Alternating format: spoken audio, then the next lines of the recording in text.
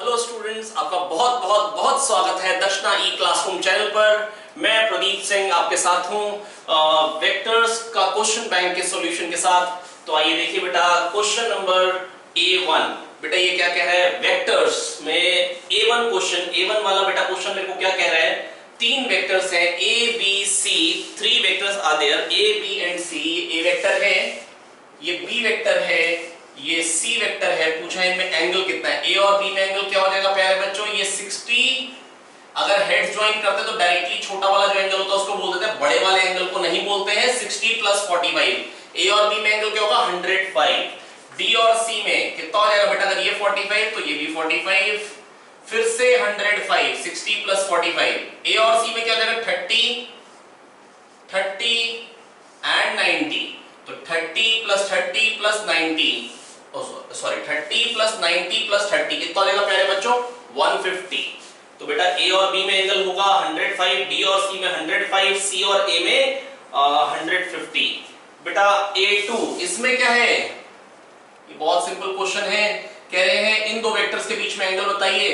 बेटा एक के डायरेक्शन से दूसरे में घूमने के लिए, बेटा हेड से जब टेल कोइंसाइड होती है तो बेटा ये वाला एंगल होगा, कितना घूमना पड़ेगा एक से दूसरे डायरेक्शन जाने के लिए 120, है ना। जबकि यहां पर जो था बेटा हेड से हेड, तो कितना घूमना पड़ेगा इसके डायरेक्शन से इसके डायरेक्शन आने के लिए, यही वाला एंगल 105। A3, इसमें कह रहे हैं आई कैप जे कैप के कैप की फॉर्म में लिखिए, वेलोसिटी को 5 मीटर पर सेकंड नीचे को है, तो बेटा क्या आएगा 5 मीटर पर सेकंड माइनस जे कैप, माइनस जे कैप बता रहे डायरेक्शन। बेटा क्वेश्चन नंबर A4 में क्या कह रखा है, A के कोऑर्डिनेट्स है 1 1 -1, B के है 2 3 4। तो A का पोजीशन वेक्टर हो जाएगा i cap plus j cap minus k cap, B का पोजीशन वेक्टर हो जाएगा 2i cap minus 3j cap plus 4k cap. कह रहे हैं AB वेक्टर बताओ, RA vector plus AB vector equal to RB vector, RA vector plus AB vector equal to RB vector, है ना।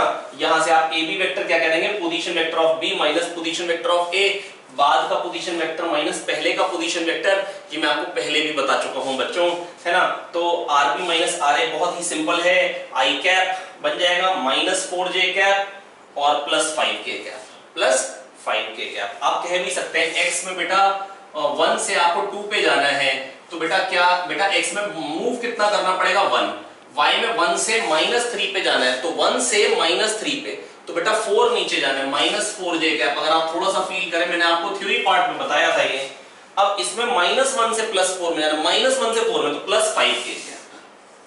नहीं तो आप RB माइनस RA करें, बिल्कुल बिना दिमाग लगाए आपको वही आंसर मिल जाएगा, फटाक, है ना। बेटा सेक्शन बी के साथ हूं मैं आपके साथ फिर से। बेटा सेक्शन बी में पहला क्वेश्चन है, a man walks B1, a man walks 40 metre north, 30 metre east and then 40 metre south, find the displacement from the starting point. बेटा पहले 40 मीटर नॉर्थ गया है आदमी, है ना, 40 मीटर इधर गया, 40 metre north and then 30 metre east and then 40 metre south. बेटा नेट डिस्प्लेसमेंट क्या हो जाएगी प्यारे बच्चों, बहुत ही सिंपल है, यहां से यहां पहुंचा, यही नेट डिस्प्लेसमेंट है, ठीक है। 30 metre towards east, 30 metre towards east. Next B2, a vector of magnitude 30 and direction eastward is added with another vector of magnitude 40 and direction northwards. कह रहे हैं find the magnitude and direction of the resultant vector with the east।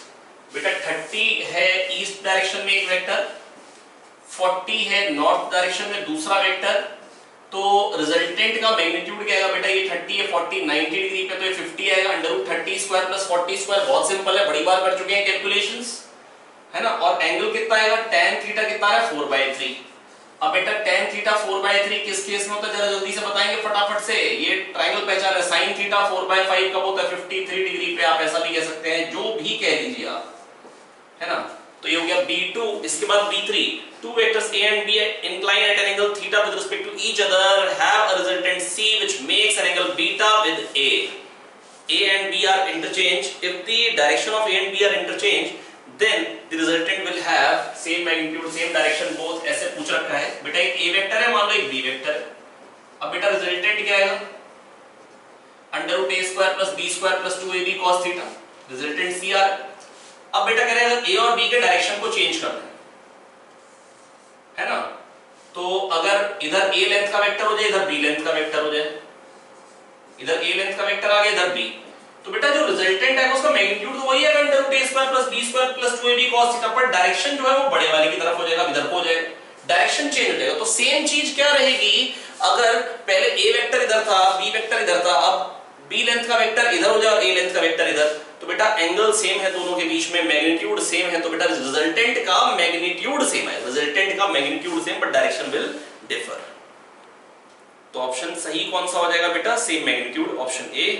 B4 इसमें कह रहे हैं two vectors A and B lie in a plane C outside the plane, the resultant of A plus B plus C of three vectors, simple है यार, कह रहे हैं can be zero है ना, lies in the plane of A and B, lies बेटा can not be zero, बेटा बिल्कुल सिंपल बात है बेटा। बेटा अगर दो वेक्टर हैं, ए वेक्टर मान लो इधर है, बी वेक्टर मान लो इधर है, तीसरा वेक्टर जीरो करने के लिए इसी प्लेन में आना चाहिए था, तीसरा क्या है आउट ऑफ द प्लेन, तो बेटा यहाँ पे आ गया, तो ये वेक्टर हो गया फाइनल, ना तो वो ए बी के प्लेन में आएगा, ना तो वो ए बी के प्लेन में आएगा, और ना ही वो जीरो हो सकता है ना। तो बेटा can be zero, no, can not be zero, no, lies in the plane of A and B, no, lies in the plane of A and A plus B. बेटा a और a प्लस b का जो plane होगा वो तो a और b वाला ही plane होगा ना यार, a प्लस b तो a के प्लेन में ही आएगा, a और a plus b, a plus b, a और b तो सेम प्लेन में ही होंगे, है ना। बेटा अगर तीसरा वेक्टर इधर तो जीरो नहीं हो सकता, जीरो कभी भी नहीं हो सकता। कह रहे vector sum of the forces of 10 Newton and 6 Newton can be, क्या हो सकता है बेटा, मिनिमम वैल्यू 10 न्यूटन और 6 न्यूटन, बेटा दो फोर्सेस हैं जिनके मैग्नीट्यूड है 10 और 6, है ना, ये B5 क्वेश्चन नंबर है। कह रहे हैं बताओ क्या हो सकता है, तो बेटा मिनिमम वैल्यू हो सकती है 10 माइनस 6, 4, दो वेक्टर की मिनिमम वैल्यू होती है बेटा, अगर दो वेक्टर होंगे P और Q तो मिनिमम मैग्नीट्यूड होता है P माइनस Q, मैक्सिमम क्या होता है प्यारे बच्चों P प्लस Q, तो मिनिमम 4 मैक्सिमम 14, तो जो इसके बीच में है वही पॉसिबल है, तो 2 पॉसिबल है, कह रहे नो, 8 पॉसिबल है, हाँ वो 4 से 14 के बीच में पॉसिबल है, तो 8 इज द करेक्ट आंसर। 18 में नहीं हो सकता भाई, 8 और 10 और 6 के पापा भी 18 के बराबर नहीं हो सकते, और 20 तो फिर हो ही नहीं सकता, 20 तो फिर हो ही नहीं सकता। नंबर B6 बेटा बहुत ही सिंपल क्वेश्चन है, कह रहे a set of vectors taken in a given order gives a closed polygon, then the resultant of these vectors. बेटा कह रहे हैं एक सेट ऑफ वेक्टर्स है ना, ऑर्डर में लिया है और कह रहे हैं फाइनली वो बना दे रहा है क्लोज्ड पॉलीगन, मान लो ये कह रहे सम ऑफ दीस वेक्टर, बेटा इन सब वेक्टर का सम, बेटा पहले इधर गए फिर इधर गए फिर इधर गए फिर इधर गए फिर इधर गए, जहां चले थे वहीं आ गए, बेटा डिस्प्लेसमेंट क्या हो जाएगी जीरो, तो बेटा क्या बन जाएगा जीरो वेक्टर, और जीरो वेक्टर का बेटा नाम क्या होता है नल वेक्टर, ठीक है, तो क्या मिल जाएगा नल वेक्टर। इसके बाद B7 कह रहे हैं vector sum of P and Q is minimum, तो बेटा कह रहे हैं उनके बीच में एंगल क्या होगा, बेटा कब मिनिमम होता है, बेटा दो वेक्टर का समेशन का जो मैग्नीट्यूड होगा कब मिनिमम आएगा, जब P इधर है और Q जो हो वो इधर हो तभी मिनिमम मिलेगा, और तो बेटा एंगल क्या होगा, बेटा अगर रिजल्टेंट अगर मिनिमम है तो एंगल क्या होगा 180, और नेक्स्ट क्वेश्चन इसी का ये मैक्सिमम कब होगा, बेटा जब सेम डायरेक्शन में होता तो मैक्सिमम होता है, और जब अपोजिट डायरेक्शन में तो मिनिमम, तो जब एंगल 0 होगा तो मैक्सिमम होगा, एंगल 180 होगा तो मिनिमम होगा, ठीक है प्यारे बच्चों। आइए देखते हैं अगले पे, B9 कह रहे हैं B9 में तो बेटा कह रहे हैं हमको कह रखा है A vector plus B vector equal to C vector, ये क्वेश्चन में दे रखा है, A B C के मैग्नीट्यूड ये रहे, और 12 5 और 13, इसका मतलब 12 square plus 5 square 13 square directly दिख गया, तो 12 इधर है ना, और ये 5 इधर को आएगा तभी 13 बन पाएगा C, है ना।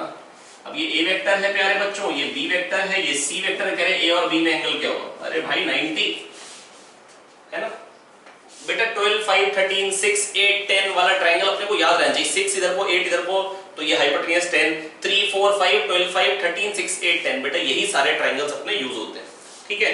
इसके बाद अच्छा मतलब अगर 6 8 10 है तो 60 80 100 भी हो गया, 3 4 5 है तो 30 40 50 भी हो गया, यही यूज होते हैं बेटा ट्रायंगल्स।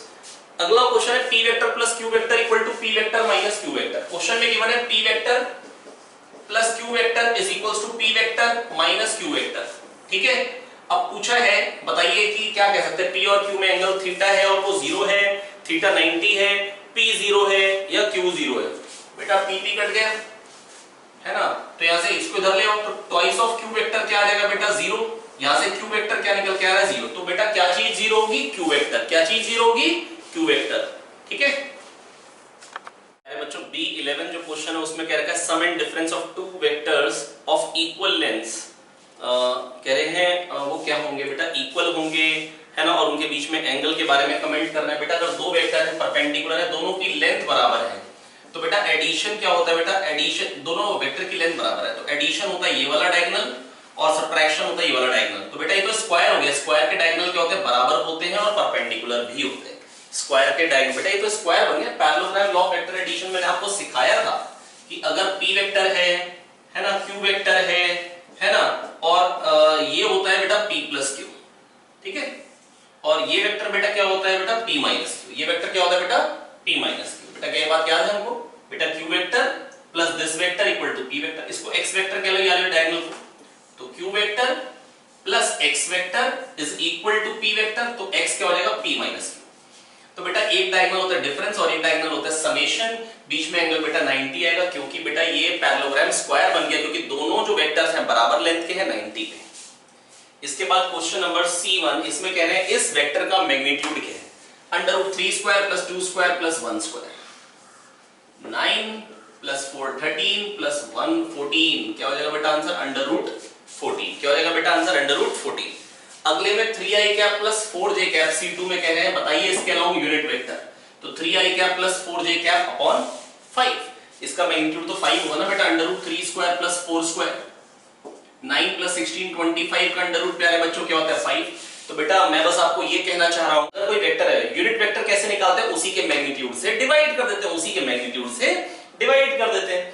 अगला है 25 मीटर लेंथ का एक वेक्टर है ना, at an angle 210 degree with the positive x axis taken in anti clock, ये 210 डिग्री, तो 180 के बाद 30 और आगे, कह रहे एक्स और वाई कंपोनेंट बताओ, डेफिनेटली दोनों नेगेटिव है, ये भी नेगेटिव डायरेक्शन में एक्स में और ये भी नेगेटिव वाई, तो ये क्या क्या होंगे बेटा, ये होगा 25 cos 30, that is 25 root 3 by 2, और y कंपोनेंट क्या है 25 sin 30, तो 25 बाई 2, तो बेटा x कंपोनेंट हो जाएगा -25 root 3 by 2, y component -25 by 2, बेटा 25 sin 30, बेटा hypotenuse cos theta base hypotenuse sin theta perpendicular, ये दो गए कंपोनेंट्स है ना, और x और y डायरेक्शन। C4 बेटा जो क्वेश्चन है उसमें कह रहे हैं, ये रहा क्वेश्चन, कह रहे हैं 60 किलोमीटर पर आवर है, उसका एक कंपोनेंट है 30, एक रेक्टेंगुलर कंपोनेंट, तो दूसरा बताओ क्या होगा, ये क्या होगा बेटा 30 square plus v square is equals to 60 square, बेटा सिंपल बेटा ये वेक्टर प्लस ये वेक्टर, ये कंपोनेंट का मैग्नीट्यूड बताना है, 30 स्क्वायर मान लो ये v है, v square is equals to 60 square, आपको x मान लो fx मान लो, क्या कहो कि मैंने v मान लिया, इसमें कोई परेशानी की बात नहीं यार, v मानो x मानो जो मर्जी मानो, v कितना रहेगा, ये हो जाएगा 3600 माइनस 900, नहीं आया, चलो लिख देता हूं, अंडर रूट ऑफ 3600 माइनस 900 2700 का अंडर रूट बेटा क्या हो जाएगा 10, और अंडर रूट 27 क्या होता है 3 रूट 3, तो 30 रूट 3, ठीक है प्यारे बच्चों, ये भी हो गया। इसके बाद C5 क्या है बेटा, कह रहे हैं एक यूनिट वेक्टर है 0.5 i cap plus 0.8 j cap plus c k cap, आइए करते हैं।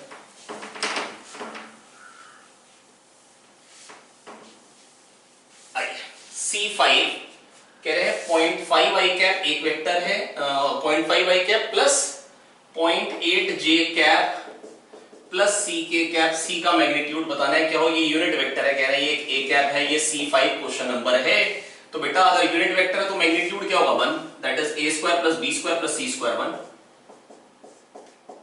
यहां से c निकालना हो पाएगा बेटा, ये 0.25 ये 0.64 कितना हो जाएगा 0.89, कितना हो जाएगा प्यारे बच्चों 0.89, तो उधर जाएगा तो क्या बन जाएगा c स्क्वायर 0.11 या 11/100 कह सकता हूं, तो यहां पर c की वैल्यू मेरे पास आ जाएगी under root 11/10, under root of 11/10, ठीक है, तो ये आ गई c की वैल्यू। अच्छा प्लस माइनस में आ जाएगी क्योंकि c स्क्वायर है, तो बेटा अगर x स्क्वायर 4 है तो x प्लस माइनस समथिंग होता तो प्लस माइनस दोनों पॉसिबल है। अगला C6 कह रहे हैं the rectangular components of a vector are 2,2 and 1,√3, उनके बीच में एंगल बताएं। बेटा दो वेक्टर हैं उनके रेक्टेंगुलर कंपोनेंट्स है 2,2 और 1,√3, उनके बीच में एंगल बताना है। बहुत ही सिंपल क्वेश्चन है, आइए देखते हैं क्वेश्चन।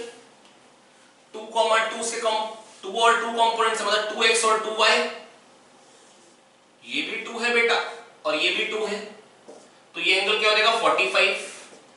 और दूसरा जो है उसके कंपोनेंट जो है x और y वो क्या है बेटा 1 और √3। बेटा 2 और 2 है ना, ये 90 है, तो ये दोनों बराबर होंगे और सम 90, तो 45 45।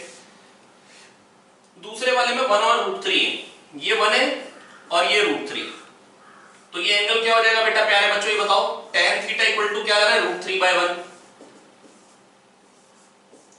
दैट इज थीटा क्या आ गया 60 डिग्री।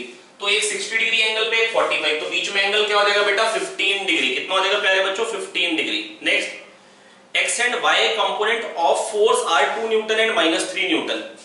तो बेटा अगर x और y कंपोनेंट 2 और -3 हैं, तो बेटा बस मैं आपको ये कहना चाह रहा हूं, बेटा कह रहे हैं फोर्स वेक्टर बताओ क्या हो जाएगा 2i कैप -3j कैप। कह रहे हैं x and y component are 2 newton and -3 newton, तो बेटा वेक्टर क्या हो जाएगा 2i cap -3j cap, that is option A. ठीक है।